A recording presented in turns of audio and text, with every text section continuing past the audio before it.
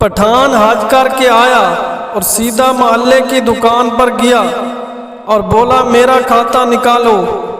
دکاندار خوش ہوا کہ آج اس کا 3 سال کا ادھار ملنے والا ہے۔ جیسے ہی اس نے کھاتا کھولا، پٹھان بولا یہ میرے نام کے ساتھ حاجی لکھ دو۔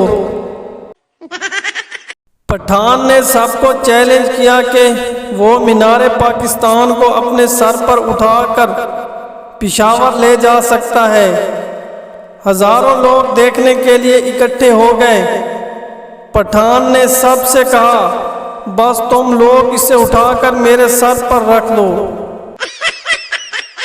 ایک پٹھان کا سر پھٹ گیا۔ ڈاکٹر نے پوچھا خان صاحب یہ کیا ہوا؟ پٹھان بولا میں چپل سے دیوار میں کیل ٹھوک رہا تھا۔ ایک آدمی بولا کھوپڑی استعمال کرو۔